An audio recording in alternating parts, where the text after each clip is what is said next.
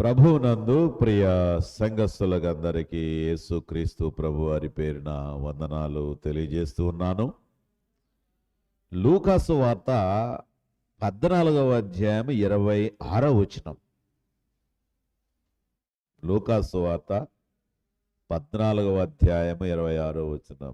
ఎవడైనను నా యొద్దకు వచ్చి కన్న తల్లిని, తండ్రిని, తన భార్యను, పిల్లలను, అన్నదమ్ములను, అక్క చెల్లెలను తన ప్రాణముతో సహా ద్వేషింపకుంటే నా శిష్యుడు కానేరడు. ఎవడైనాను నా యొద్దకు వచ్చి కన్న తల్లిని, కన్న తండ్రిని, తన భార్యను, పిల్లలను, అన్నదమ్ములను, అక్క చెల్లెలను తన ప్రాణంతో సహా ద్వేషింపకుంటే నా శిష్యుడు కానేరడు. ప్రార్థన చేసుకుందాం. మహాగణుడును, మహోన్నతుడును, పరిశుద్ధుడును, నిత్య నివాసియునైన మా ప్రియ పరలోకపు తండ్రి, మీ ఘనమైన నామానికి స్తోత్రాలు చెల్లిస్తూ ఉన్నాము. ప్రభువా, మీ వాక్కులు ఎన్నిసార్లు విన్నా మరింత కొత్త కోణంలో మేము చూస్తూ ఆత్మ సంబంధులుగా బలపడుతున్నాము. దినదినము నీ వాక్యము మమ్మల్ని తేటగా, సూటిగా నడిపిస్తుంది. కాబట్టి ప్రభు, అల్పుడనైన నేను నీ యొక్క వాక్యాన్ని ఆ తలంపులతో వారికి అందిస్తూ ఉంటానగా వారి హృదయాలు తెరిపించి మీ మహిమార్థమై బ్రతకడానికి వారిని సిద్ధము చేయండి. అల్పుడనైన నన్ను నీ ఆత్మతో నింపి ఆత్మ సంబంధమైన మాటలు మరింత బలముగా ఇవ్వడానికి కృప చూపించుమని మా ప్రభువును రక్షకుడునైన యేసుక్రీస్తు వారి పరిశుద్ధమైన నామమును బట్టి ప్రార్థన చేసి వేడుకొనుచున్నాము మా పరమ తండ్రి. ఆమేన్. ప్రియులారా, ఎవడైనాను నా యొద్దకు వస్తే, ఎవడైనాను నా యొద్దకు వస్తే ఆయన దగ్గరకు ఎందుకు రావాలి? అసలు ఆయన దగ్గరకు ఎందుకు రావాలి? యేసు ప్రభు దగ్గరికి ఎందుకు రావాలి? అప్పుడు ఆ కాలంలో యేసు ప్రభు దగ్గరకు వచ్చే వాళ్ళందరూ కూడా దేనికోసం వచ్చేవారు? మేలుల కోసం వచ్చేవారు, స్వస్థతల కోసం వచ్చేవారు. రోగస్తులు, కుంటివాళ్ళు, గుడ్డివాళ్ళు, పక్షవాతం గల వాళ్ళు, చెవిటి వాళ్ళు, అనేక రకాల చాంద్ర రోగులు, ఇంతమంది వీళ్ళందరూ కూడా ఏమిటంటే ప్రభు దగ్గరకు వచ్చేవారు. వారు అప్పటికి ధర్మశాస్త్రం వారిని ఏలుతుంది, ధర్మశాస్త్రం తెలుసు వారికి. అయితే యేసుక్రీస్తు పరలోకము నుండి వచ్చిన వాడని, ఆయన రక్షణ ఇచ్చేవాడని తెలుసుకునే కంటే ముందే వారికి ఏమిటంటే శరీర సంబంధమైన రోగాలు, శరీర సంబంధమైన బాధలు, సమస్యలు ఉన్నాయి. కాబట్టి మనిషి ఎవడైనా సరే ముందు దీనినే కాన్సన్ట్రేట్ చేస్తాడు. ముందు ఇది తగ్గితే బాగుంటుంది. తల బాధించేస్తుంది, తల పోటు వచ్చేస్తుంది. వాక్యం వినాలనుకుంటున్నా వినలేకపోతాం, తలపోటు వల్లే కదా. ఆ తలపోటు తగ్గితే నీకు వినడానికి ఏమవుతుంది? మనసు పుడుతుంది.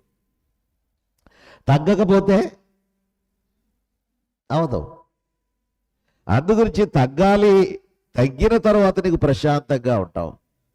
బాధ తగ్గిన తర్వాత. అందుకే ప్రభువు కూడా నేను రక్షణ ఇవ్వడానికి వచ్చాను అని ముందు రక్షణ మాటలు వినండి అని చెప్పలేదు. ఆయన ఏం చేశాడంటే ముందు ఆ బాధని తగ్గించాడు. అంటే స్వస్థతని ఇచ్చాడు ప్రభు, స్వస్థతని ఇచ్చాడు ప్రభు. మనం ఇవ్వలేము, కానీ ప్రభు ఇచ్చాడు. ఎందుకో తెలుసా? ఆయన పరలోకము నుండి వచ్చిన వాడు కాబట్టి, దేవుడే, దేవుని కుమారుడే. అందుగురించి ఆయన వారికి వారి అవసరతలు, వారి శరీర బాధలు అన్నీ కూడా తీర్చినవాడు, తగ్గించినవాడు, సంతృప్తినిచ్చినవాడు. ఇలా ఎంతో మంది ప్రభు వాక్కుల వల్ల స్వస్థపడిన వారు ఉన్నారు. అయితే ఆత్మ సంబంధులు అందరూ కాలేకపోయారు. ఇది విషయం. స్వస్థతలు పొందిన వారు 10 మంది ఉన్నారు. 10 మంది కుష్ఠరోగులు స్వస్థ పొందారు. మార్గంలో మధ్యలోకి వెళ్ళేసరికి క్యూర్ అయిపోయారు. కుష్ఠరోగం తగ్గిపోయింది. అందులో ఎంతమంది వచ్చారు? ఒక్కడొచ్చాడు. అలాగే ఇప్పుడు ఈ అనారోగ్య సమస్యలు లేకపోతే వేరే సమస్యలు ఏమైనా కోకొల్లలుగా ఉండొచ్చు. వీటి కోసం దేవుని దగ్గరకు వస్తున్నారు కానీ, ప్రభువా నా పాపములు క్షమించావు, నన్ను పరిశుద్ధునిగా చేశావు, నీ పరలోకములో ఉండేలాగా నన్ను సిద్ధపరిచావు, అందును బట్టి నేను స్తుతిస్తున్నాను ప్రభువా అని చెప్పి అనేవారు చాలామంది తక్కువ. నాకు ఆ బాధ తగ్గించావు, నాకు ఈ బాధ తగ్గించావు, నన్ను అంతటి వాడిని చేసావు, పెంట మీద ఉన్న వాళ్ళని దీనుల్ని పెంట కుప్పల మీద పైకి లేపుతానన్నావు, లేపావు, డబ్బు సంపాదిస్తున్నావు, వడ్డీ వ్యాపారం చేస్తున్నావు. ఇదేమి రక్షణ? ఇదేం విధానం? అది దేవుని ఇష్టం కాదు. నువ్వు లేపాడు కరెక్టే, పైకి వచ్చావు కరెక్టే, వచ్చిన తర్వాత అనేక మందిని బాధిస్తున్నావు, డబ్బుతోటి అనేక మందిని ఇబ్బంది పెడుతున్నావు. అది ఎలా దేవునికి ఇష్టమవుతుంది? అందుకే నా యొద్దకు వచ్చి ఎవడైనాను నా యొద్దకు వచ్చి కన్న తల్లిని, తండ్రిని, తన భార్యను, పిల్లలను, అన్నదమ్ములను, అక్కచెండ్లను తన ప్రాణముతో సహా ద్వేషించకుంటే, అసలు ఇదేమిటి అర్థం చేసుకోవాలి. ద్వేషించకుండా అంటే కన్న తల్లి ఏదో పూర్వపు మాటలు చెబుతుంది, ఎలా ఉండాలరా చిన్నోడా, ఎలా ఉండాలరా పెద్దోడా అని చెబుతా ఉంటుంటే, అమ్మా అది కాదు తల్లి, నువ్వు నాకు జన్మనైతే ఇచ్చావు కానీ నాకు తల్లివే కానీ ఆత్మ సంబంధమైనటువంటి తలంపులు ఉన్నాయి తల్లి, అది ప్రభువు చెప్పాడు. ఆ ఆత్మ సంబంధంగా మనం బ్రతికితేనే దేవునికి ఇష్టమైన వాళ్ళు ఆడతావు. నీ తల్లి మాట కొట్టేసి నీ తల్లిని ఆత్మ సంబంధురాలుగా తీర్చిదిద్దే విధానం నువ్వు కలిగించాలి. అది అంటే ఎందుకని వీళ్ళని వద్దంటున్నాడు? వీళ్ళందరూ ఇంకా లోకంలో ఉన్నారు. వీళ్ళందరూ ఎక్కడున్నారు? లోకంలో ఉన్నారు. అందుచేత కన్న తల్లిని, కన్న తండ్రిని, ఇప్పుడు చెప్పుకోవాల్సి వస్తే తండ్రి తల్లి చదివిస్తూ ఉంటారు బిడ్డల్ని. అమ్మా నీ బిడ్డను ఏం చేద్దాం అనుకుంటున్నావని సేవకుడు వచ్చి అడిగితే, అసలు నీ బిడ్డను ఏం చేద్దాం అనుకుంటున్నావు పెద్ద ఎదిగిన తర్వాత? డాక్టర్ అవ్వాలంటది, లేకపోతే పోలీస్ ఇన్స్పెక్టర్ అవ్వాలంటది, ఐఏఎస్ అవ్వాలంటది, ఐపీఎస్ అవ్వాలంటది. ఇలా ఏవేవో చెప్పుకొచ్చి గొప్ప హుందాగా నా కొడుకు బతకాలి అంటది. కానీ ప్రభు యొక్క మాటల్లో పెంచి ప్రభువుకి ఇష్టమైన బిడ్డగా చేయాలనుకుంటున్నానండి అని ఏ తెల్లైనా ఎక్కడైనా అన్నదా? చెప్పండి, ఎవరైనా అన్నారా? అన్న చెప్పిన మాట ప్రకారంగా ఆమె పొందుకున్న తర్వాత నా బిడ్డను తీసుకుని వెళ్ళి ఎక్కడిస్తానంది? ఏలీ పాదాల దగ్గర పెట్టి తీసుకుని వెళ్ళి పాలు విడిచే వరకు పెంచింది. తర్వాత బిడ్డను ఇస్తాడో లేదో అని అనుకున్నదా? వచ్చిన బిడ్డ, నాకు సంతానం లేదని అందరూ కూడా నన్ను ఎగతాళి చేస్తున్నారు, అందుచేత నిన్ను వేడుకుంటున్నాను అని చెప్పేసి అన్నప్పుడు ఆ యొక్క బిడ్డను ఇచ్చిన తర్వాత పాలు విడిచే వరకు పెంచి తీసుకెళ్లి ఏలీ దగ్గర పెట్టి నీ పరిచారకుడుగా ఉంచమని ఉంచింది. అంటే ఏలీకి సమర్పించింది, దేవునికి సమర్పించింది. తర్వాత పిల్లలు పుట్టారు. అందుగురించి ఇక్కడ ఉన్నటువంటిది ఏంటంటే, ఏ తల్లైనా తండ్రి అయినా తన బిడ్డల కొరకు ప్రార్థన చేయాలి. ఏమని ప్రార్థన చేయాలి? అందుకే ప్రభు అని యేసు వారు శిలువ యాగానికి వెళుతూ ఉన్నప్పుడు ఆ యెరూషలేము కుమార్తెలు ఏడుస్తూ ఉంటే, అమ్మలందరూ కూడా ఏడుస్తూ ఉంటుంటే, వాళ్ళు ఎందుకు ఏడుస్తున్నారు? వాళ్ళకి ఎందుకు ఏడుస్తున్నారు? వాళ్ళు రాత్రంతా కొరడాలతో కొట్టారు, ఈ తలపై ముళ్ళ కిరీటం పెట్టారు, అదిగో ఒళ్ళంతా హోనమైపోయింది, ఆ ముఖం ఎలాగైపోయిందో చూడు, చక్కగా మెరిసే ముఖం ఎలాగైపోయింది, కురూపి అయిపోయాడు. కాబట్టి ఆయనను చూసి, ఆయన యొక్క ఆ సిచ్యువేషన్ చూసి వాళ్ళు ఏడుస్తున్నారు. ఏడిస్తే ప్రభు ఏమన్నాడు, నా కోసం ఏడవకండి, మీకోసం, మీ పిల్లల కోసం ఏడవండి. ఆ మాట ఎప్పుడైనా ఆలోచించావా? నా కోసం ఏడవకు, మీకోసం, మీ పిల్లల కోసం. ఎక్కడ ఏడవాలి? భూలోకంలో ఏడవాలి. ఏమని ఏడవాలి? మీ పిల్లలు చెడిపోతున్నారేమో, మీ పిల్లలు తప్పిపోతున్నారేమో, మీరు కూడా మీ పిల్లల్ని కంట్రోల్ చేయలేక మీరు కూడా తప్పిపోతున్నారేమో, దేవుణ్ణి విడిచిపెడుతున్నారేమో, లోకస్తులతో కలిసిపోతున్నారేమో. కాబట్టి నేను చేయాల్సిన పని నేను చేస్తున్నాను. నా తండ్రి చిత్త ప్రకారముగా ఏది చేయాలో అది నేను చేసి వెళ్ళిపోతున్నాను. ఈ శిలయాగం జరగాలి, నా పరిశుద్ధ రక్తాన్ని చిందించాలి, నేను చనిపోవాలి, 3వ దినం తిరిగి లేవాలి, నేను మరలా మా డాడీ దగ్గరకు నేను వెళ్ళిపోవాలి. అది జరిగి తీరుతుంది, అది జరిగి తీరుతుంది. మీరు మాత్రమే ఎప్పుడు ఇదే అనుకుంటూ యేసు ప్రభువా ఎంత బాధపడ్డావు నాయనా అంటే నీకు పరలోకం వచ్చేస్తుందా? కన్నీళ్లు పెట్టుకొని ఏడ్చినా, ప్రభువా నీ శ్రమలు ఎంత గొప్పవి ప్రభువా అని నువ్వు కన్నీళ్లు పెట్టుకొని ఏడ్చినా, నీకు మారు మనసు లేకపోతే ప్రయోజనం లేదు. అది దాని గురించి కూడా, ఆ ప్రేమ గురించి కూడా మాట్లాడాడు కదా. కొరింథీయులకు రాసిన పత్రిక ఒకసారి చూడండి. ఆ మాటల్లో ఉన్నటువంటి విషయాన్ని మీకు చెబుతాను. కొరింథీయులకు రాసినటువంటి మొదటి పత్రిక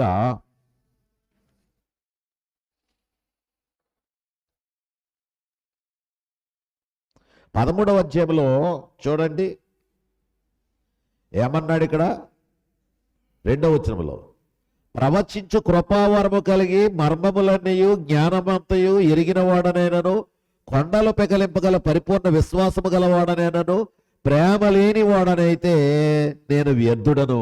పేదల కొరకు ఆస్తినంతా ఇచ్చినను, కాల్చబడుటకు నా శరీరం అప్పగించినను, ప్రేమ లేని వాడనైతే నాకు ప్రయోజనమేమీ లేదు. అంటే ఆ ప్రేమ ఎలాంటి ప్రేమ? ఆత్మల భారముతో ఉన్న ప్రేమ, ప్రభువు ప్రేమ. ఏ ఒక్క పాపైనా నిత్య శిక్షకు వెళ్ళిపోతున్నాడేమో, పాపము నుండి పరిహారము పొందకుండా అగ్గిగుండానికి వెళ్ళిపోతున్నాడేమో, అతన్ని రక్షించాలి, సువార్త చెప్పాలి, సువార్త కూడికలు పెట్టాలి, దేవుని యొక్క వాక్యం అందించాలి, ఆయనకి మారు మనసు కలగాలి, దైవ చిత్తానుసారమైన దుఃఖంతో వచ్చేటటువంటి మారు మనసు రావాలి అని వేడుకునేటటువంటి వారు. అందు గురించే ప్రభు, నా కోసం ఏడవకండి, మీకోసం, మీ పిల్లల కోసం ఏడవండి. ఎందుకంటే అక్కడ ఏడ్పును పండ్లు కొరుకుట ఎప్పుడు ఉంటది. ఇక్కడ దాటిందంటే ఎప్పుడు ఉంటది. ఇక్కడ దాటిందంటే ఎప్పుడు ఉంటది. ఏడ్పు పండ్లు కొరుకుట. అది మళ్ళా వస్తుందా? భూలోకంలోకి వెళ్ళి నేను ప్రార్థన చేయాలి, చర్చికి వెళ్ళాలి అని నువ్వు మనసులో నీ యొక్క ఆత్మ సంబంధంగా నువ్వు కనుక్కున్నప్పటికీ కూడా అది జరిగేది కాదు. ఆల్రెడీ నీ శరీరం ఉంటేనే కదా నువ్వు వచ్చేది. నీ శరీరం ఆల్రెడీ అయిపోయింది, మట్టిలో పాతి పెట్టబడిపోయింది. ఎక్కడికి వెళ్తావు? కుళ్ళిపోతుంది. ఆత్మకి శరీరానికి లింక్ పోయింది. ఎప్పుడైతే బయటకు వచ్చిందో ఆత్మ ఇక నిలబడదు. అందుచేత అది కుళ్ళిపోతుంది, అయిపోతుంది. అయితే నీ వల్ల కాదు. అందుకే భూలోకములో మరణించకముందే యేసును నమ్మండి రక్షించబడండి. ఇదే ప్రతి చోట ప్రకటించబడేది. అదే పద్ధతి, అదే మాట, అదే సువార్త. ఎక్కడైనా అదే. కారణం ఏమిటంటే మనిషి హృదయం మారడం లేదు. వేషధారిలా ఉన్నాడు, దొంగలా ఉన్నాడు, నటించేవాళ్ళలా ఉన్నాడు.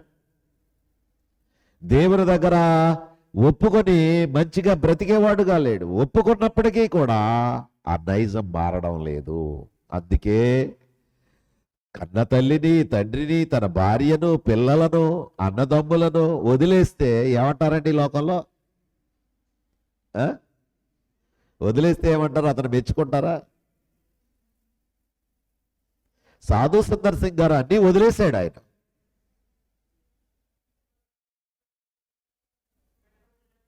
అసలు జబదయి కుమారుల తల్లి అక్కడికి వచ్చి ఏమని అడిగింది? జబదయి కుమారుల తల్లి అదొకసారి చూడండి.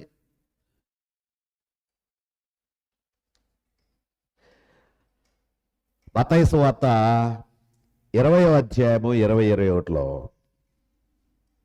అప్పుడు జబదయి కుమారుల తల్లి తన కుమారులను వెంటబెట్టుకొని ఆయన యొద్దకు వచ్చి నమస్కారము చేసి ఒక మనవి చేయబోగా, నీవేమి కోరుచున్నావని ఆమెను అడిగెను. అందుకామె, నీ రాజ్యమందు ఈ నా ఇద్దరు కుమారులు కుడివైపున ఒకరును ఎడమవైపు ఒకరును కూర్చుండనిమ్మని ఆయనతో అనెను.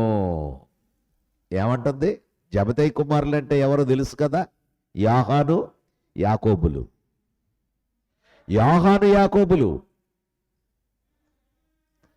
రే, మీరు కూడా మేము యేసు ప్రభుతో వెళ్ళిపోతున్నాం, మీరు కూడా వస్తారని జబదయి కుమారుల దగ్గరికి వెళితే, అప్పుడు జబదయి కుమారులు ధనవంతులు, పనివాళ్ళు ఉన్నారు వాళ్ళకి. దోణిలు ఆ వలలో చూసుకుంటూ ఆ దోణిలు శుభ్రం చేసుకుంటూ ఉన్నారు.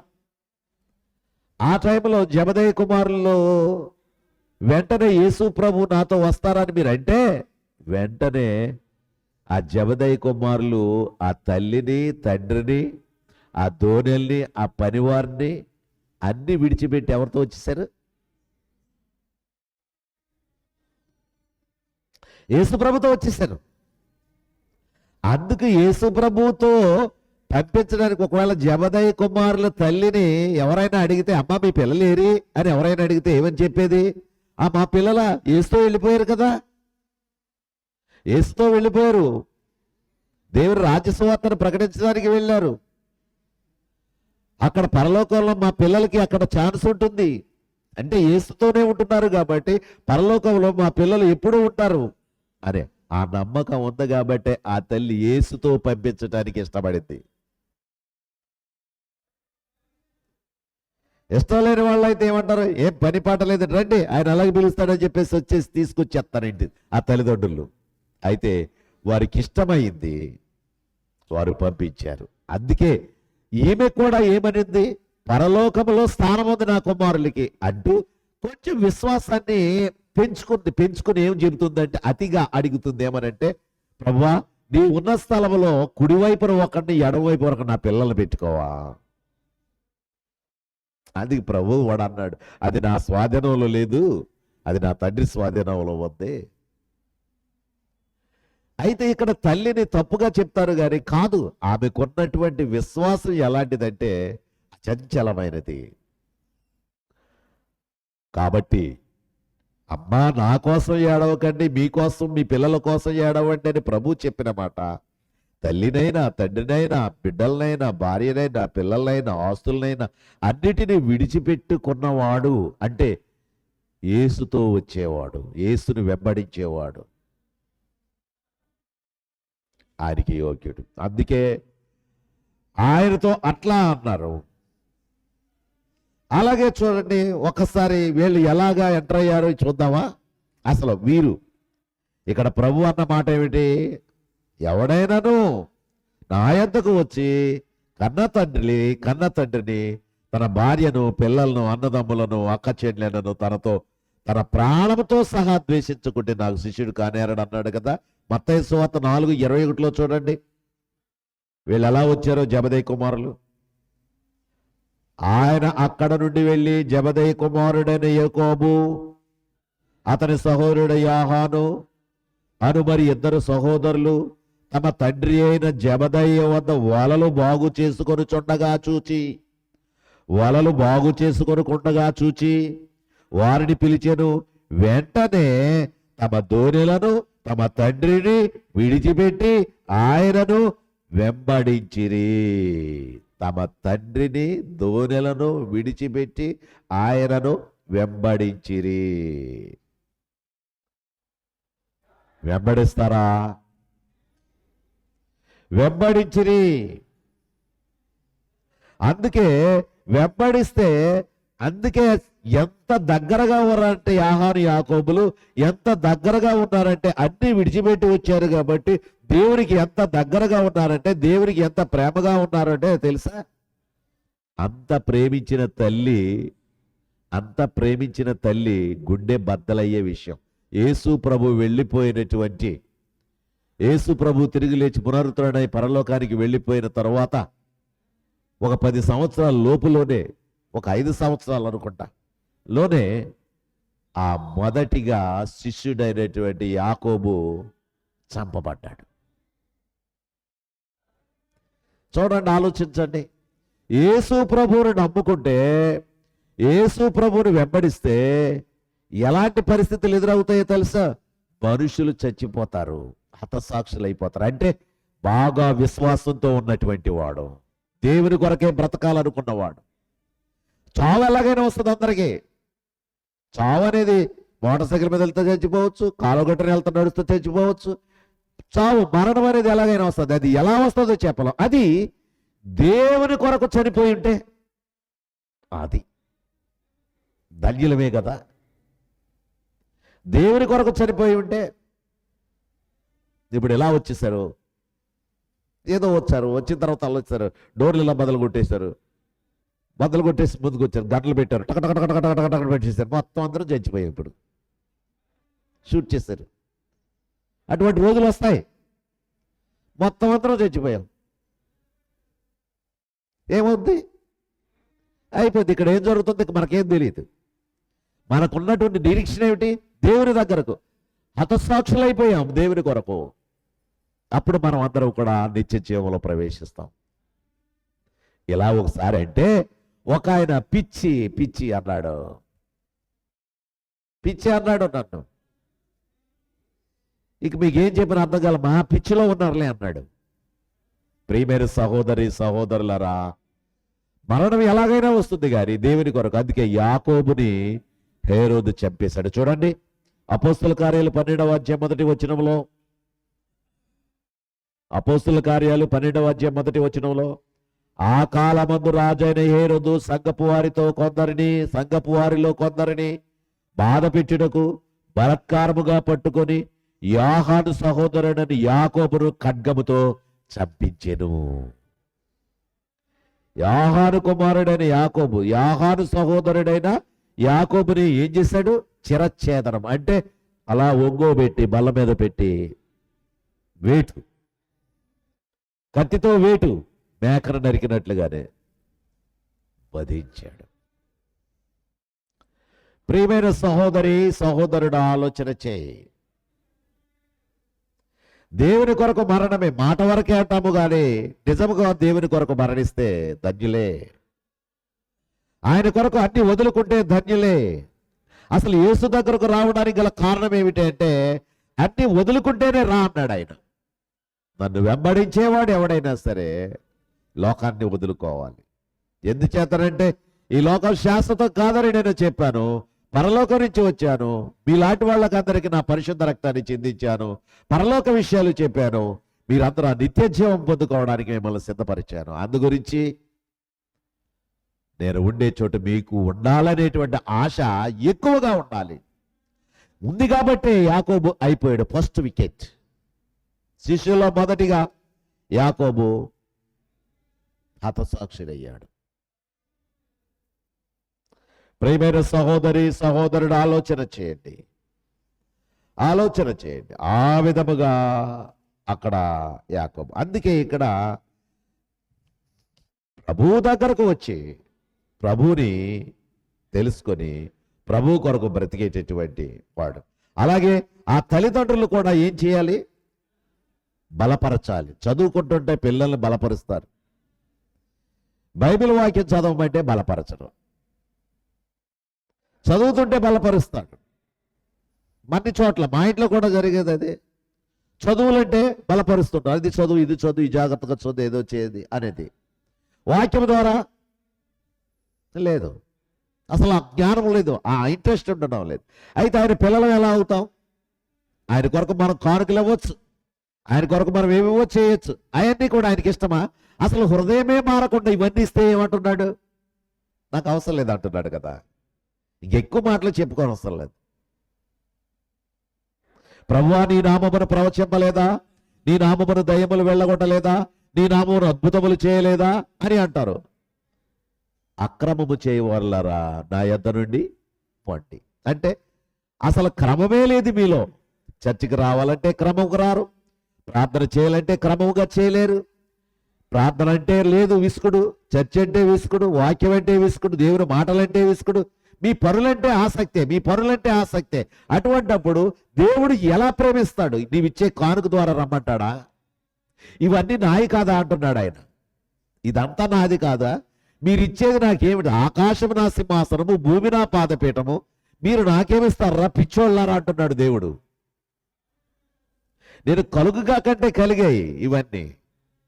అంతేగాని మీ పట్టుకొచ్చిన 10,000 లేకపోతే ₹1,00,000 అవి ఇవి నాకెందుకు? నాకు కావలసింది మీ హృదయం. మీ హృదయం ఎలా ఉండాలి? కంప్లీట్గా నా వైపే ఉండాలి. నా వైపు ఉండాలి అంటే మీరు పరిశుద్ధులుగా ఉండాలి. మీ మాట, మీ తీరు, మీ చూపు, మీ నడవడి అంతా కూడా. అందుకే అక్కడ ఆ ప్రకారముగా దేవుని యొక్క వాక్యం చదువు. రోమాపత్రిక 8వ అధ్యాయం 10వ వచనం చూడండి. రోమాపత్రిక 8వ అధ్యాయము 10వ వచనం. నేను మీలో ఉన్న ఎడల మీ శరీరము పాప విషయమై మృతమైనది గాని మీ ఆత్మ నీతి విషయమై జీవయుక్తమై ఉన్నది. అది నేను మీలో ఉన్న ఎడల అంటే వెంబడించేవాడు, వదులుకున్నవాడు, అన్నిటినీ వదులుకున్నాడు, సమస్తం ప్రభువే, ఆయన శ్వాస, ఆయన దీక్ష అన్ని ఉన్నటువంటి వాడు ఏమంటున్నాడు? మీలో ఉంటే మీ శరీరము పాప విషయమై మృతమైంది కానీ మీ ఆత్మ నీతి విషయమై జీవయుక్తమైనది. మీ ఆత్మ నీతి విషయమై ఏమై ఉన్నది? జీవయుక్తమై ఉన్నది. మీ ఆత్మ నీతి విషయమై జీవయుక్తమై ఉన్నది. గొప్ప మాట, గొప్ప మాట. ప్రియమైన సహోదరుడు ఆలోచన చేయి. 18వ వచనం చూడండి. 8:18. మన ఎడల తన ప్రత్యక్షము కాబోవు మహిమ ఎదుట ఇప్పటి శ్రమలు ఎన్నదగినవి కావని ఎంచుకొనుచున్నాను. అంటే ప్రభు కొరకు వచ్చిన వాడు శ్రమలు పడవలసినదే. శ్రమలు పడకుండా ఎవడో పరలోకానికి చేరలేడు.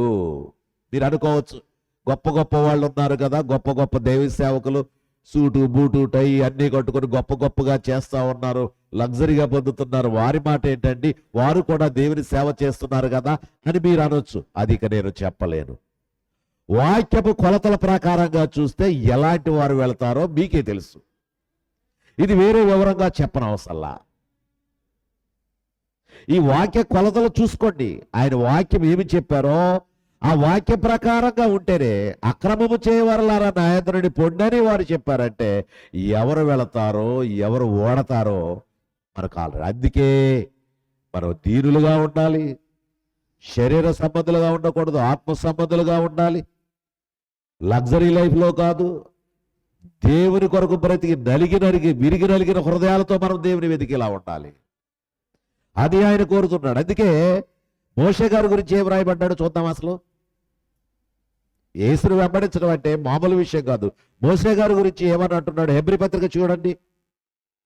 హెబ్రీ పత్రిక 11వ అధ్యాయం 24 నుండి 27 వచనాలు చూద్దాం. హెబ్రీ పత్రిక 11వ అధ్యాయము 24 నుండి 27 వచనాలు. మోషే పెద్దవాడైనప్పుడు విశ్వాసమును బట్టి ఐగుప్తు ధనము కంటే క్రీస్తు విషయమైన నింద గొప్ప భాగ్యమని. ఏమండి? క్రీస్తు విషయమైన నింద గొప్ప భాగ్యమని ఎంచుకొని అల్పకాలము పాప భోగము అనుభవించుట కంటే దేవుని ప్రజలతో శ్రమ అనుభవించుట మేలని యోచించి ఫరో కుమార్తె యొక్క కుమారుడని అనిపించుకొనుటకు ఒప్పుకొనలేదు. అర్థమవుతుందా వాక్యం? బాగా చూడండి. విశ్వాసమును బట్టి ఏమన్నాడట? ఐగుప్తు ధనము కంటే క్రీస్తు విషయమైన నింద. ఈయన రాజకుమారుడు, అయితే క్రీస్తు విషయమైన నింద గొప్ప భాగ్యమని ఎంచుకొని అల్పకాలము పాప భోగము అనుభవించుట కంటే దేవుని ప్రజలతో శ్రమ అనుభవించుట, దేవుని ప్రజలతో శ్రమ అనుభవించుట, రాజులా ఉండడం కాదు, కేవలం ప్రజల్లో నేను ఒక ప్రజనైపోయి దేవుని ప్రజల దగ్గరకు వచ్చి ఎన్ని కష్టాలు పడ్డాడండి మోషే. వాళ్ళని నడిపించడానికి ఎన్ని శ్రమలు పడ్డాడు. నిద్రలు ఉండేవి కాదు, అంత కాలమంతా అలాగే గడిపాడు, అలాగ గడిపినటువంటి మోషేనే ఒక్క చిన్న ఫాల్ట్తో, ద్రోహులారా మీకు నీళ్లు కావాలి అంటే నువ్వు పరలోకాన్ని ఆ యొక్క కానానికి నువ్వు అడుగు పెట్టలేవు, నువ్వు చూస్తావు తప్ప అన్నాడు. నిజంగా దేవుడు చూడండి ఎలా ఉన్నదో, మాటలు ఆలోచించండి. అంత సిన్సియర్ దేవుడు, అంత సిన్సియర్. మనం ఏపాటి వాళ్ళం, యు ఆర్ అవుట్ అనొచ్చు. అందుకే ఇక్కడ గొప్ప భాగ్యమని ఎంచుకొని అల్పకాలము పాప భోగము అనుభవించుట కంటే దేవుని ప్రజలతో శ్రమ అనుభవించుట మేలని యోచించి ఫరో కుమార్తె యొక్క కుమారుడనని అనిపించుకోవడానికి ఒప్పుకోలేదు. ఫరో కుమారుడిని అనిపించుకోవడానికి ఒప్పుకోలేదు, రాజకుమారుడిని అనిపించుకోవడానికి ఒప్పుకోలేదు. ఏలయనగా అతడు ప్రతిఫలముగా కలగబోవు బహుమానమందు దృష్టి ఉంచెను. బాగా వినండి. ఏలయనగా అతని ప్రతిఫలము కలగబోవు బహుమానము. ఎవరి దగ్గర? ప్రభువు దగ్గర బహుమానం ఉంది. ఎవడైనాను, తల్లినైనను, తండ్రినైనను, బిడ్డలనైనను అన్నిటినీ విడిచిపెట్టుకుని వచ్చి ప్రభువు కొరకు నిలబడిన వాడు అన్నాడు. ఇక్కడ సూటిగా చెప్పాడు. అందుకే మోషే విడిచిపెట్టుకున్నాడు, ప్రజలతో ఉండాలనుకున్నాడు, ప్రజలతో శ్రమ అనుభవించాలనుకున్నాడు. ప్రజల కొరకే, దేవుని ప్రజల కొరకే.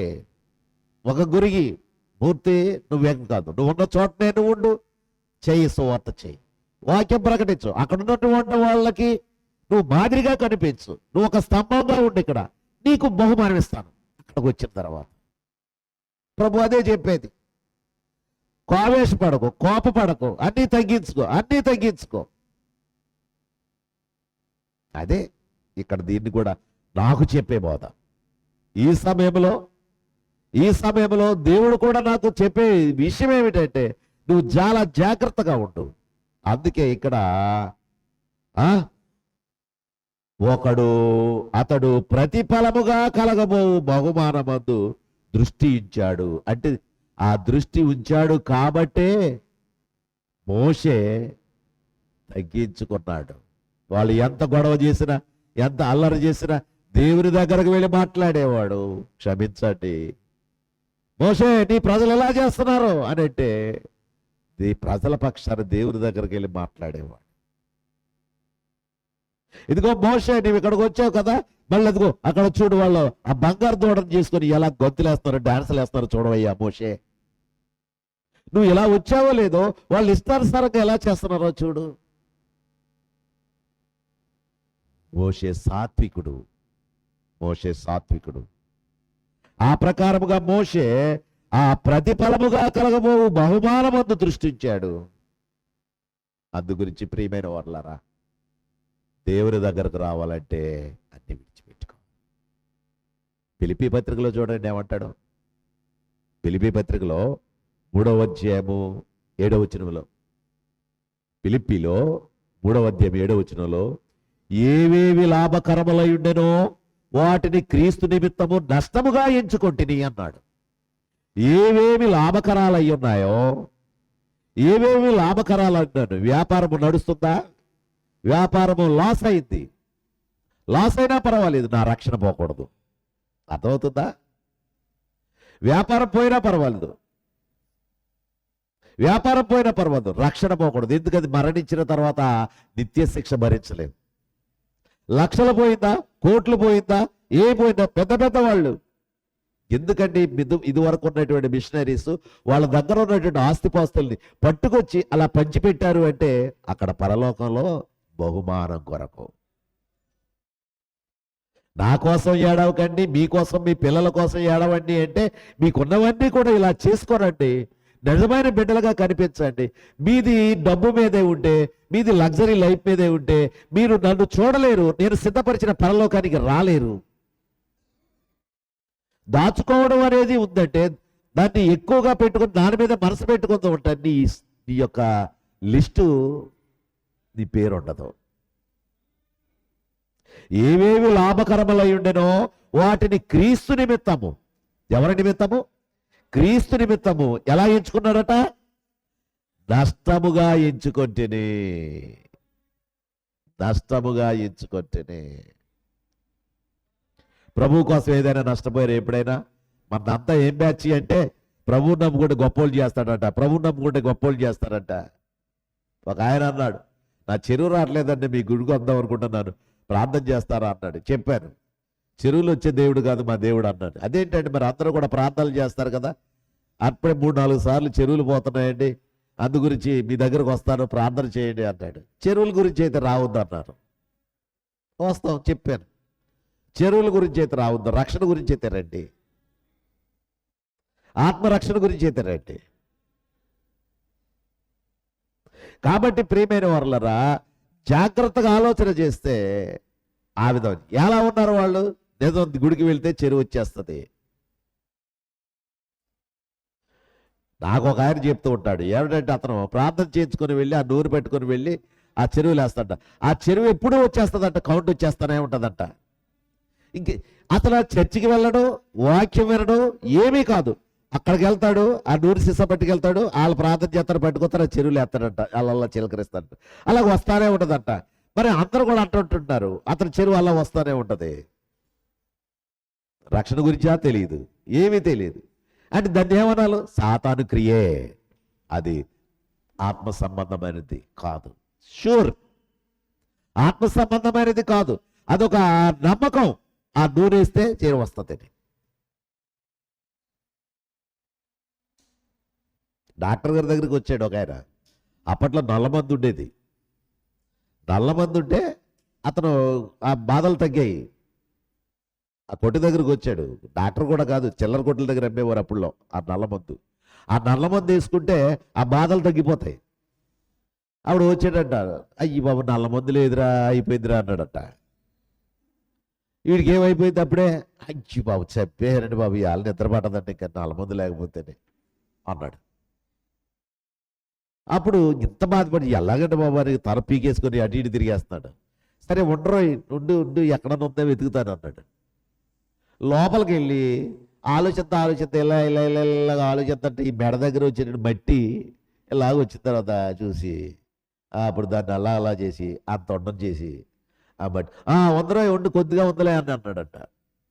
ఆ మట్టిని ఆ ప్యాకింగ్లో ఆ ప్లాస్టిక్ కవర్లోకి పెట్టేసి ఇచ్చేసి ఇదివరకు ఇది ఉందలే అన్నాడంట. అయ్యి బాబు బతికించారండి బాబు. అది వేసుకున్నాడు, తగ్గిపోయింది, అడికి నిద్ర పట్టేసి. నమ్మకం అంతే. అది చెమట, ఒంటి నుంచి వచ్చిన మట్టి అంతే, మింగుతాడు మింగడు. అందు గురించి మనిషి ఏమిటంటే ఆ ప్రార్థన చేస్తే ఆ చెరువులో చేస్తే తగ్గిపోతుంది, ప్రార్థన చేస్తే అది విశ్వాసం కాదు, అక్కడ అదొక నమ్మకం, అదొక నమ్మకం. అయితే ఆత్మ సంబంధమైన వాడు ఎలా ఉంటాడు? ఇలా ఉంటాడు. తల్లిని, తండ్రిని, భార్యను, పిల్లలను, అన్నదమ్ములను, అక్క చెల్లెలను వాక్యం ద్వారా సరి చేస్తూ ఉంటాడు.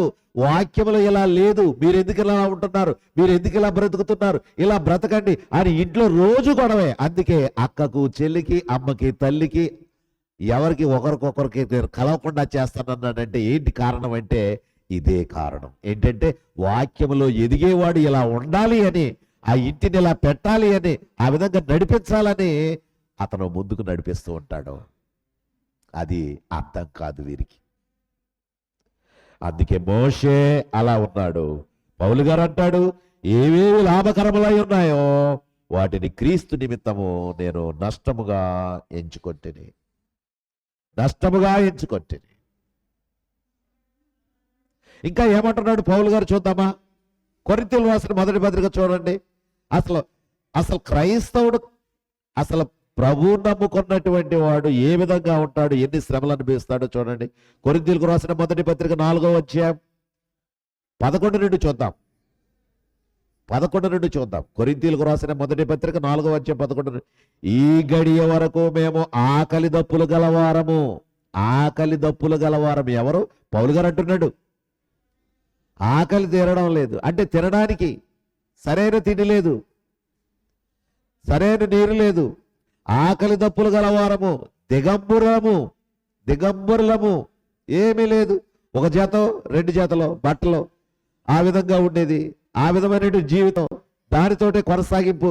దిగంబరులము, పిడిగుద్దులు తిరుచున్నాము. ఎక్కడికన్నా వెళ్ళి సువార్త ప్రకటిస్తే వచ్చారా, ఇక్కడికి ఏదో చెప్పడానికి వచ్చారా, దుమ్ దుమ్ దుమ్ గుద్ది పారేస్తున్నారు. పిడిగుద్దులు తిరుచున్నాము పౌలు గారు అంటున్నాడు. ఏమన్నాడు? ఆకలి దప్పు గలవారము, దిగంబరులము, పిడిగుద్దులు తింటున్నాము, నిలవరమైన నివాసం లేకుండా ఉన్నాము. మనకు నీళ్ళు ఉన్న ఇల్లు, ఆయనకి నిలవరమైన నివాసం లేదు. ఇవాళ ఎక్కడ ఉంటే రేపు ఇంకో చోట ఉంటున్నాడు, సువార్త ప్రకటిస్తా వెళ్ళిపోతున్నాడు అటు. నిలవరమైన నివాసం లేకుండా ఉన్నాము, స్వహస్తాలతో కష్టపడి పని చేస్తున్నాము. ఎక్కడికి వెళితే అక్కడ మరి తిండికి కావాలి కదా, డబ్బులు సంపాదించుకోవాలి కదా, ఏదో పనికి వెళ్ళాలి, ఏదో పని చేయాలి. ఆ పని చేసి ఆ డబ్బులతో పొట్ట పోషించుకోవాలి కదా, ఆకలి అవుతుంది కదా. అందుకే స్వహస్తాలతో కష్టపడుతున్నాము, నిందింపబడి ఓర్చుకొనుచున్నాము. నిందింపబడి ఓర్చుకొనుచున్నాము. నిందింపబడి ఓర్చుకొనుచున్నాము, దుఃఖింపబడి బతిమాలు కొనుచున్నాము. నిందింపబడి ఓర్చుకొనుచున్నాం. ఎవరు వీళ్ళు? మీరు యేసు ప్రభు బిడ్డలా అని రకరకాల మాటలు మాట్లాడుతుంటే ఓర్చుకుంటున్నాం. మేము వెళ్తూ ఉంటే సిగ్గు లేదా? మీడియాలో చూడడం లేదా? ఎంతమందిని ఇలా చేస్తుంటే మీరు ఇంకా ఏమని వస్తున్నారు, ఏమని ప్రకటించడానికి వస్తున్నారు, ఏమని పత్రికలు ఇవ్వడానికి వస్తున్నారు అని దుర్భాషలు ఆడుతూ ఉంటున్నారు. నిందింపబడి ఓర్చుకొనుచున్నాము, దుఃఖింపబడి బతిమాలు కొనుచున్నాము. దుఃఖంలో ఉన్నటువంటి వారికి బతిమాలుకుంటున్నాం. ప్రభువు నమ్ముకోనండి. వేదనలో ఉన్నవాళ్ళు, రోదనలో ఉన్నవాళ్ళు, ఆదరణ లేని వారు ప్రభువును నమ్మండి, విశ్వసించండి. బతిమాలు కొనుచున్నాము. లోకమునకు మురికిగాను అందరికీ పెంటగాను ఇప్పటి వరకు ఎంచబడి ఉన్నాము. లోకము కొరకు మురికిగా. ఎట్లాంటి మాటలు చూడండి, అందరికీ పెంటగా.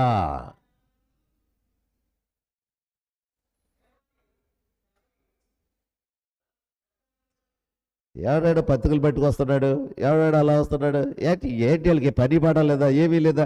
అవును, పని పాట లేదు, ఏమీ లేదు, ఇదే పని. అందుకే అది అంటున్నాడు, లోకమునకు మురికిగాను అందరికీ పెంటగాను ఇప్పటి వరకు ఎంచబడి ఉన్నాము. అందుకే యేసు ప్రభుని వెంబడించేవాడు తల్లినైనను, తండ్రినైనను, భార్యనైనను, బిడ్డలనైనను ప్రభువు కొరకు నడిపించాలి. బిడ్డల ప్రేమ ఉంటుంది, భార్య మీద ప్రేమ ఉంటుంది, తల్లిదండ్రుల మీద ప్రేమ ఉంటుంది, అందరికీ కావాలని యోచన ఉంటుంది. అందుగురించి దేవుని పనివాడుగా సాతానైతే కోరలు చాచుకొని చూస్తుంది, ఎవరిని మిరుగుదురు అని గర్జించే మమ్మల్ని. అలాంటి కుటుంబం మీద ఎక్కువగా ఉంటుంది, భార్య రూపంలో వచ్చేస్తుంది. పని పాట లేకుండా ఇవే అంటూ తిరుగుతూ ఉంటావా, మమ్మల్ని పస్తులుంచుతావా? మోషేని అడిగారు, మమ్మల్ని ఎందుకు తీసుకొచ్చావు, ఈ అరణ్యంలో చంపడానికి తీసుకొచ్చావా మమ్మల్ని? వాళ్ళ బానిస బ్రతుకు చెత్త బ్రతుకులో ఉన్న మన్నా తినిపిస్తున్నా, ఎంత చేస్తున్నా, దేవదూతలు ఉన్నట్టు ఆహారం వాళ్ళకి తినిపిస్తున్నా, అన్ని చేస్తున్నా. కొంచెం ఏదైనా లోటైతే మోషేని నిందించేవారు. అర్థం చేసుకుంటున్నారు, మోషేని నిందించేవారు. కుటుంబంలో అన్ని సమృద్ధికి ఇచ్చిన సరే భర్త అన్ని పట్టుకో, ఒక్కటి లేదంటే చాలు వెంటనే అంటది, నేను ఈ సంసారం చేయలేనండి అంటది. ఆ విధమైనటువంటి జీవితాలు. అందుకే ఇక్కడ నిందింపబడి ఓర్చుకొనుచున్నాము, దుఃఖింపబడి బతిమాలు కొనుచున్నాము.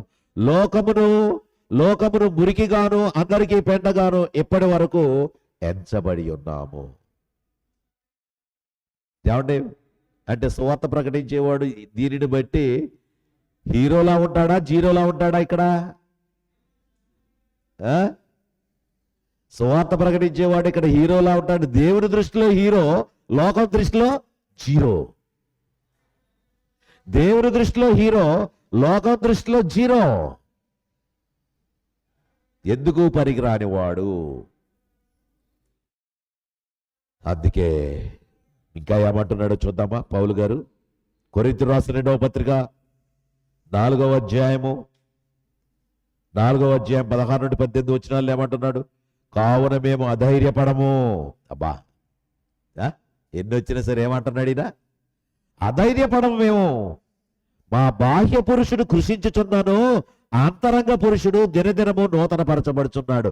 బాహ్య పురుషుడు కృషించిపోతున్నా, అంతరంగమునున్న పురుషుడు ఏమవుతున్నాడు? దినదినము. అబ్బా, ఇదివరకు మీరు చాలా బాగున్నారండి, మంచి బాగా ఒళ్ళు వచ్చింది, అది ఇది అవుతుంది. ఇది ఎవరు? ఏమిటి? బాహ్య పురుషుడు. ఈ బాహ్య పురుషుడు బాగా ఉన్నామంటే కుర్చీ చేస్తారు, రండి, చాలా బాగుంది, వేలుకు ఉంగరం, మెడలో చైను, మంచి చక్కగా ఉన్నాడు, బాగా ఉన్నాడు. బాహ్య పురుషుడు పెరిగాడు, బాగా సంపాదిస్తున్నాడు, బాగా ఆయన కుర్చీ వేస్తారు, తుడుస్తారు, అన్ని బాగా చేస్తారు, కూర్చోమంటారు, గౌరవిస్తారు. వాడు అంతరంగ పురుషుడు ఏమైపోయాడు? లేడు. అసలు ఆత్మ సంబంధం అనే వాడు లేడు. అందుగురించి మనుషులు చూసేది పై రూపాన్నే చూస్తారు కానీ లోపల రూపాన్ని చూడరు. దేవుడు లోపల రూపాన్ని చూస్తాడు, మనుషులు పై రూపాన్ని చూస్తారు. అందుకే ఇక్కడ ఏమంటున్నాడు? బాహ్య పురుషుడు కృషించిపోతున్నా కూడా, నల్లగా అయిపోయినా, సన్నగా అయిపోయినా, కంపు కొడుతున్నా, దినదినము ఆంతర్య పురుషుడు దినదినము నూతన పరచబడుతున్నారు. ప్రార్థన శక్తి, వాక్య శక్తి, దేవుని మాటలు, పరిశుద్ధత అన్ని కూడా నీలో కొట్టొచ్చినట్టు ఫుల్ఫిల్ చేస్తున్నావు కాబట్టి ఆంతర్య పురుషుడు దినదినము నూతన పరుచుతున్నాడు. మేము దృశ్యమైన వాటిని చూడక అదృశ్యమైన వాటినే నిదానించుచున్నాము. దృశ్యమైనవి చూడక అదృశ్యమైనటి మా ప్రభు పరలోకంలో ఉన్నాడు. ఆయన కోటాను కోట్ల దూతల మధ్యన పరిశుద్ధుడు పరిశుద్ధుడు అని కొనియాడబడుతున్నాడు. ఆయనని మేము చూస్తున్నాము. దృశ్యమైనవి ఇక్కడ ఉన్నవి ఇవి అనిత్యాలు, ఇవి ఎప్పుడు ఉండేవి కాదు, అందుకే దృశ్యమైన వాటిని చూడక అదృశ్యమైన వాటిని నిదానించుచున్నాము అంటూ, కనుక క్షణమాత్రముండు చొలకని శ్రమ. ఏమన్నాడు? క్షణమాత్రముండే చొలకని శ్రమ అంటే అప్పుడు రావచ్చు శ్రమ, మళ్ళా తప్పిపోవచ్చు. ఆకలిగా ఉండొచ్చు, ఆ రోజు పొస్తుండవచ్చు, రేపు ఎవరో విందుకు పిలవచ్చు, కడుపు నిండా అన్నం తింటావు, ఆకలితో చచ్చిపోవు కదా. అందుకుంటే ఆ రోజు కడుపు. అందుకే క్షణమాత్రమును చొలకని శ్రమ మా కొరకు అంతకంతకు ఎక్కువగా నిత్యమైన మహిమ భారమును కలుగ చేయుచున్నది. అబ్బా, అంతకంతకునంట నిత్యమైన మహిమ భారాన్ని కలుగు చేస్తుందట. అంటే పరలోకంలో ప్రభుతో నేను ఉంటాను, ప్రభుతో నేను ఆనందిస్తాను, ప్రభుతో నేను ఉంటాను, ప్రభుతో నడుస్తాను, ప్రభు వలనే అంతా అని చెప్పి నిత్యమైనటువంటి ఆనందం అక్కడ పొందుతామట. అందుకే ఇక్కడ అంటున్నా, అంతకంతకు ఎక్కువగా నిత్యమైన మహిమ భారమును కలుగ చేయుచున్నది. ఏలయనగా దృశ్యమైనవి అనిత్యములు, అదృశ్యమైనవి నిత్యములు. దృశ్యమైనవి అంటే కనిపించేవి అనిత్యాలట, కనిపించనివి నిత్యాలట. అర్థమవుతుందా? దృశ్యమైనవి అనిత్యాలు, ఇప్పుడు కనిపించేవన్నీ కూడా ఎప్పుడు ఉండేవి కాదు. అదృశ్యమైనవి, కనిపించనివి, వాక్యము ద్వారా మనం చూస్తున్నది, వాక్యము ద్వారా చూస్తున్న పరలోకం, వాక్యం ద్వారా చూస్తుంది ప్రభువుని, ఇవి నిత్యాలు, ప్రభువుతో ఉండే.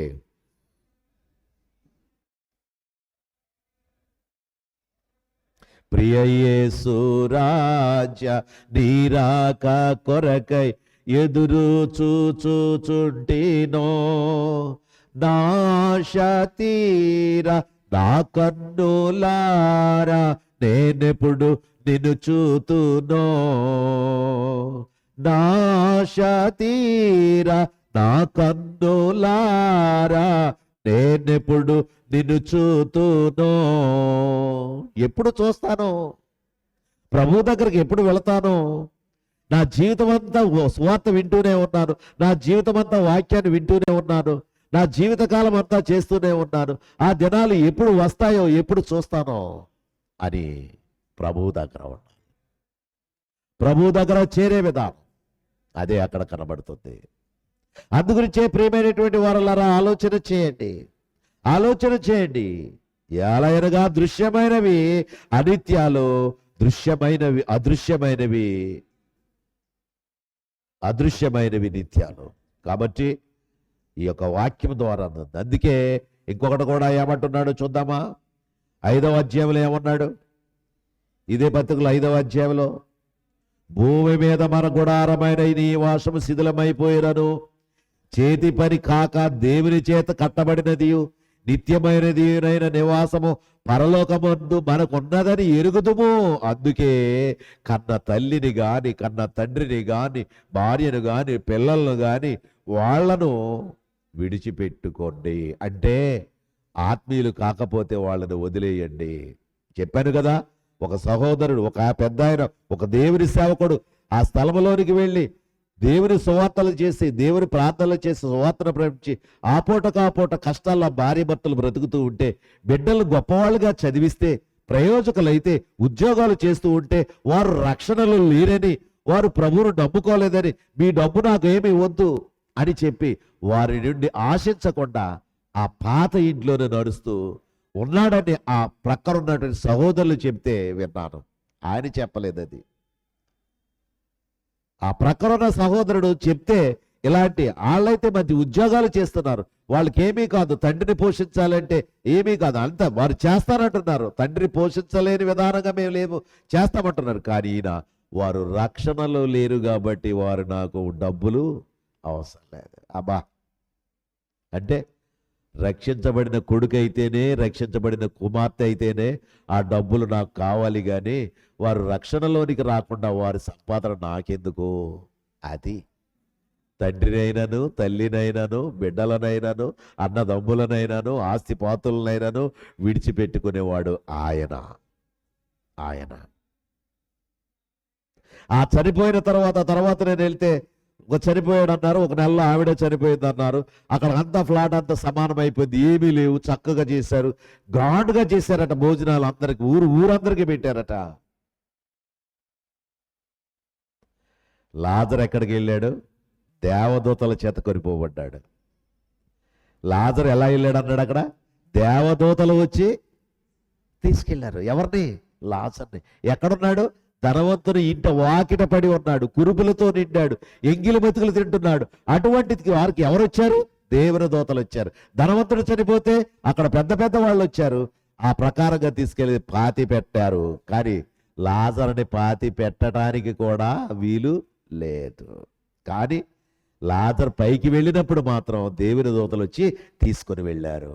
ఇంతకంటే కావలసినటువంటి సాక్ష్యాలు ఇంకేం కావాలయ్యా మీకు? దేవుని కొరకు బ్రతకాలంటే, దేవుని కొరకు బ్రతకాలంటే ఇంకేం కావాలి? భూమి మీద మన గుడారమైన ఈ నివాసము శిథిలమైపోయినా కూడా చేతి పని కాక దేవుని చేత కట్టబడినది నిత్యమైన నివాసము పరలోకమందు మనకున్నదని ఎరుగుదుము. అమ్మా, నీకున్నదా పరలోకంలో? హైదరాబాద్లో ఉంది ఫ్లాట్ అంటావా? వైజాగ్లో ఉంది ఫ్లాట్ అంటావా? విజయవాడలో ఉంది ఫ్లాట్ అంటావా? పరలోకంలో ఫ్లాట్ ఉందా? పరలోకంలో ఫ్లాట్ ఉందా? పరలోకంలో నివాసం ఉందా? నీకు కట్టబడుతున్నాను అన్నాడు కదా. నా తండ్రి అంటే అనేక నివాసాలు ఉన్నాయి, లేని ఎడల మీతో చెప్పుదును. అనేక నివాసాలు ఉన్నాయి, మీ అందరికీ నివాసాలు ఉన్నాయి. నేను మీకు స్థలం సిద్ధపరచవెళ్తున్నాను, మీకు స్థలం సిద్ధపరచవెళ్తున్నాను. నేనుండే స్థలంలో మీరు ఉండేలాగా నేను మరలా వచ్చి మిమ్మల్ని తీసుకుని వెళ్తాను, మీరు రెడీగా ఉండండి అని ప్రభువు చెప్పి వెళ్ళాడు. ఆయన రాబోతున్నాడు. నువ్వు సిద్ధముగా ఉన్నావా? అక్కడ ఫ్లాట్ రిజర్వ్ చేయించుకున్నావా? దేవుని దగ్గర వేడుకుంటున్నావా? దేవుని చిత్తంలో నడవడానికి సిద్ధపడుతున్నావా? ఆలోచించు. పాల్చుటక్కడేంది? అందు గురించి ఇక్కడ నిత్యమైనది నివాసము పరలోకమందు మనకున్నదని ఎరుగుదుము అంటున్నాడు. అందుకే మరొక మాట చూసుకుందాం. చూస్తాం. 2 కొరింథీ చూడండి. 2 కొరింథీ 4వ అధ్యాయం 6వ అధ్యాయం చూద్దాం. కొరింథీలకు రాసినటువంటి 2వ పత్రిక 6వ అధ్యాయము 4 నుంచి చూద్దామా?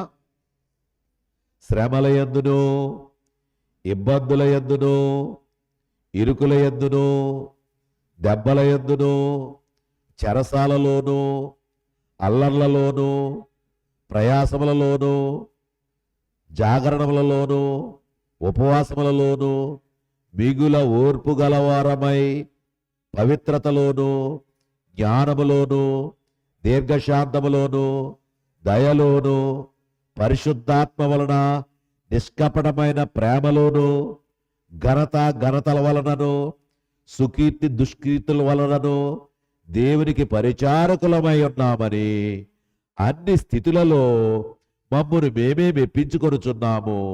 మేము మోసగాళ్లమైనట్లుండి సత్యవంతులము, తెలియని వారమైనట్లుండి బాగుగా తెలియబడిన వారము, చనిపోవచున్న వారమైనట్లుండి ఇదిగో బ్రతుకుచున్న వారము, శిక్షించబడిన వారమైనట్లుండి ఎల్లప్పుడూ సంతోషించేవారము, దరిద్రులమైనట్లుండి అనేకులకు ఐశ్వర్యంతో కలిగించు వారము, ఏమీయూ లేని వారమైనట్లుండి సమస్తమును కలిగిన వారము. చూసారా? అర్థమయ్యాయా ఈ వాక్కులు? అర్థమయ్యాయా ఈ వాక్కులు? ఆత్మ సంబంధముగా ఇప్పుడైనా నిలబడండి. శ్రమ యందును, ఇబ్బందుల యందును, ఇరుకుల యందును, దెబ్బల యందును, చెరసాలలోను, అల్లర్లలోను, ప్రయాసములోను, జాగరణలోను, ఉపవాసములలోను. ఇవన్నీ ఎవరి కొరకు? దేవుని కొరకు. ఓర్పు గలవారమై ఉన్నాము, ఓర్పు గలవారమై ఉన్నాము. నీ కుటుంబంలో ఏదో సమస్య వస్తే ఆ ఓర్పుగా ఉన్నావా? సహనముగా ఉన్నావా? దేవుని కొరకు చేసేటటువంటి వాటిలో అన్ని ఇలా వస్తూ ఉన్నప్పుడు వాటి మీద నువ్వు ఆధారపడి, ప్రభు మీద ఆధారపడి ప్రభువుని గణపరిచేవాడుగా ఉన్నావా? ప్రేమలోను,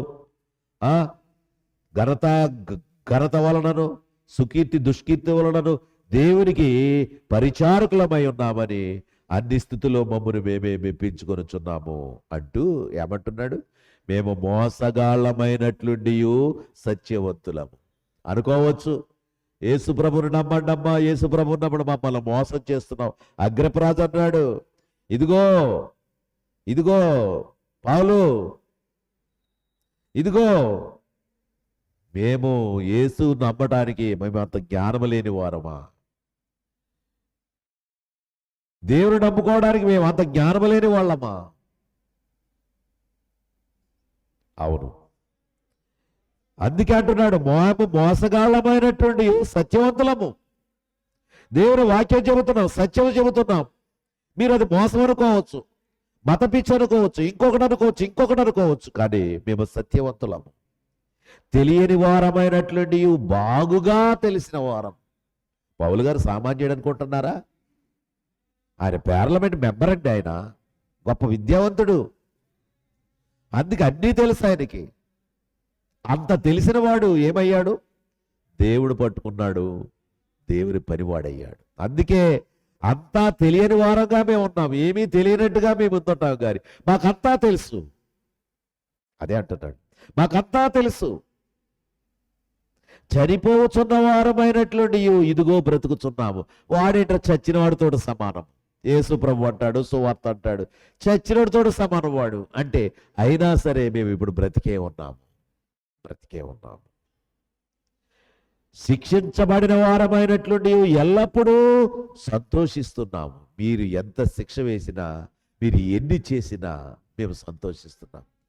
లోపల బాగా కొరడాలతో కొట్టేసి, పౌలుశీలను కొట్టేసి లోపల బందీలేసి పడేసేస్తే, ఆ చెరసాల్లో పడేస్తే, ఆ చెరసాల్లో ఏం చేస్తున్నారు? వాళ్ళు పాటలు పాడుతున్నారు. పాటలు పాడుతుంటే ఖైదీలు వింటున్నారు.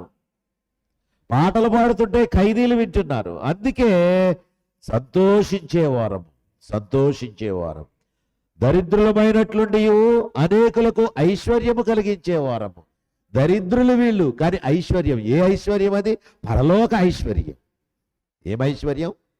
పరలోక ఐశ్వర్యం. పరలోక పట్టణము 12 గుమ్మాలు 12 ముత్యములతో పదిలముగా కట్టబడిన పట్టణములో మీకు ప్రవేశం చేయించాలని ప్రకటిస్తున్నారయ్యా సువార్త. మేము దరిద్రులమైనట్టు ఇక్కడ కనబడినా మిమ్మల్ని పరలోక ద్వారాల్లో చూపించాలని. అది ఏమీ లేని వారమైనట్లుండి సమస్తమును కలిగిన వారం. ఏమీ లేదా? సమస్తము ఉంది మాకు. ఎక్కడ? ప్రభు దగ్గర. సమస్తము ఉంది ప్రభు దగ్గర. అదే మా గురి, అందుకొరకే మా బ్రతుకు. అందుకే శ్రమయద్దు, కష్టమేద్దు, నష్టమేద్దు అన్నిటిలోనూ కూడా దేవుని పని చేస్తూ ఏ ఒక్క ఆత్మైన రక్షించబడి దేవుని దగ్గరకు వెళితే పరలోకంలో ప్రభుతో ఆనందిస్తే అదే ఆనందం అని ఇక్కడ ప్రభు చెబుతున్నాడు. ప్రియమైన వారలారా, నీ హృదయం ఎలా ఉంది తల్లి? బాబు, నీ హృదయం ఎలా ఉన్నది? ఇంకా నమ్మకం లేదా? దేవుని దగ్గర ఉంటారనే నమ్మకం లేదా? దేవునితో ఉండాలనేటువంటి విశ్వాసం లేదా? ఆ నిరీక్షణ లేదా? ఏదేదో ఇంకా కళ్ళగంటున్నావా? లోకంలో గొప్పగా ఉండాలి, ఎవరి దగ్గర లొంగకూడదు, ఎవరి దగ్గర ఆశించకూడదు, ఇలా ఉండాలి, హుందాగా ఉండాలి అనుకుంటున్నావా? దేవుడు హుందా కాదు. ప్రభువే కోటాను కోట్ల దూతలతో పోగొట్టిన ప్రభువే ఎక్కడికి వచ్చాడు? తగ్గించుకొని వచ్చాడు. శిష్యుల పాదాలు కడిగాడు. వచ్చి పాదాలు కడిగాడు. ఏంటి నా పాదాలు కడుగుతావంటే, నీ పాదాలు నేను ముట్టుకోకపోతే నా పరలోక రాజ్యం నీకు స్థానం లేదు. సూటిగా చెప్పాడు. పాదాలు ముట్టుకోవాలి, కడగాలి, తగ్గించుకోవాలి. ఒక ఆత్మను రక్షించాలంటే ఎన్నెన్నో పడాలి, ఎన్నెన్నో పడాలి. అది ఇక్కడ ప్రభువు చూపించాడు. అందుకే లాస్ట్ అండ్ ఫైనల్లో చూడండి, పేతురు రాసిన మొదటి పత్రిక 4వ అధ్యాయం 16వ వచనంలో, పేతురు రాసిన మొదటి పత్రిక 4వ అధ్యాయం 16వ వచనంలో, ఎవడైనను క్రైస్తవుడైనందుకు బాధ అనుభవించిన ఎడలా అతడు సిగ్గుపడక ఆ పేరును బట్టియే దేవుడిని మహిమపరచాలి. అది విషయం. చూసారా, ఎవడైనాను క్రైస్తవుడు అయ్యాడంటే, ప్రభు దగ్గరకు వచ్చాడంటే, ఆ బాధను అనుభవించాలనుకుంటే, ఆ బాధను అనుభవిస్తే అతడు సిగ్గుపడకుండా ఆ పేరును బట్టి ఏం చేయాలి? దేవుణ్ణి మహిమపరచాలి. ప్రభువా, నీ కొరకేనయ్యా ఈ శ్రమలో, నీ కొరకే ప్రభువా, ఏమైనా పడతాను, ఏమైనా చేస్తాను. పాటలు ఎంతో చక్కగా పాడతారు కదా. ఎన్ని బాధలు ఉన్నా, ఎన్ని శ్రమలు ఎదురైనా నీ కొరకే ప్రభువా జీవిస్తాను, నీ కొరకే బ్రతాను. ఒట్టి మాట అది నిజంగా జీవించాలి కదా. అందుకే ఎవడైనాను క్రైస్తవుడైనందుకు బాధ అనుభవించిన ఎడలా అతడు సిగ్గుపడక ఆ పేరును బట్టి దేవుడిని మహిమపరచాలి. కాబట్టి నా యొద్దకు వచ్చి కన్న తల్లిని, తండ్రి, భార్యను, పిల్లలను, అన్నదమ్ములను, అక్క చెల్లెలను తన ప్రాణముతో సహా, నా ప్రాణముతో సహా, ఇంకా ప్రాణం పోతుందా? నిన్ననే ఒక ఆయన అన్నారు, దేవుని కృపను బయట బాగానున్నాను, చచ్చిపోతానేమో అనుకున్నాను, బాగానే ఉన్నాను అన్నాడు.